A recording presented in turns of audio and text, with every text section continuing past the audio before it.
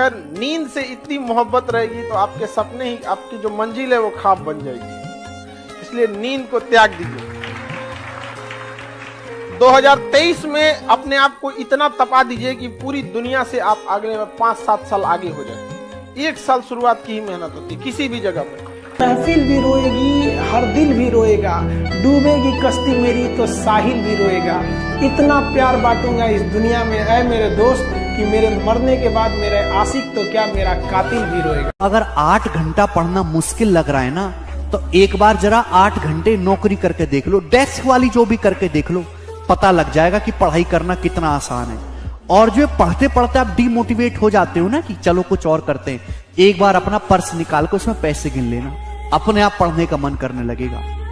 बहुत मायने रखता है कि टाइम पर, समय के पास इतना समय नहीं है कि वो दोबारा समय देगा। वाह, ठीक बात है। इसलिए टाइम बहुत मायने रखता है। वक्त नहीं लगाना चाहिए निर्धारित करने में हमें क्या करना है, वरना वक्त निर्धारित कर देगा कि आपका क्या करना है। आप कब पास होइएगा ये कभी मत सोचिए। ये सोचिए कि हम फेल नहीं होंगे। फेल होने का पहला लक्षण अभी से याद रखिएगा। इसमें से कितने ऐसे लड़के हैं जो किसी चीज को कल पर टाल देते हैं, बाद में करें।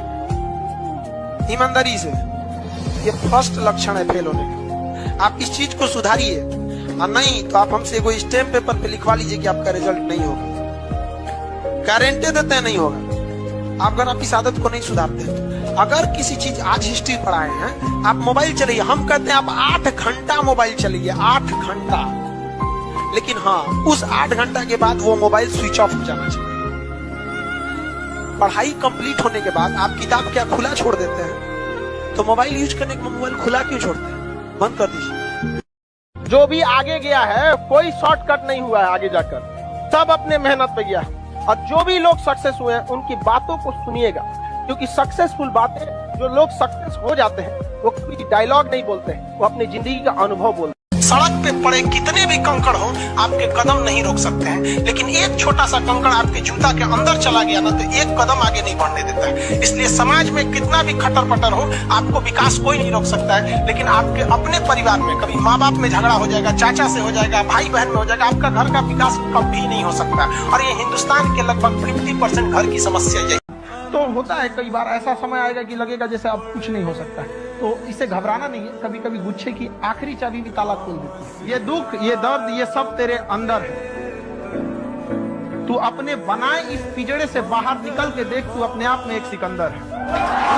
टफेस्ट एग्जाम है इंडिया का, यूपीएससी। उसकी 2.5 लाख की फीस को हम 7,500 में कर दिए। बहुत बढ़िया, बहुत बढ़िया। ऐसे हम लोग को लगता होगा 7,500 बहुत कम है। एक लड़की ने कहा कि सर शाम वाले बैच को ना मॉर्निंग में कर दीजिए। हम कहे बाबू, तो इतना सबके इंडिविजुअल से तो बैच ट्रांसफर नहीं, तो क्या प्रॉब्लम है? उसने कहा ना, शाम में हमको दूसरे के यहाँ बर्तन मांजने जाना होता है।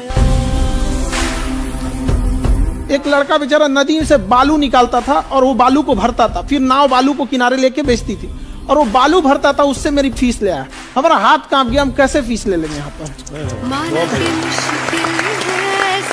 अगर जिस दिन अपनी रॉयल्टी देखनी है, अपनी औकात देखनी है, बहुत कड़ा वर्ड का यूज कर रहे हैं, अपनी औकात देखनी है, तो अपने पिताजी का पैसा इस्तेमाल करना छोड़ दीजिए। शाम तक आपको अपनी औकात समझ में आ जाएगी। आप अपना पेट नहीं पाल सकते हैं, प्यार करने निकले।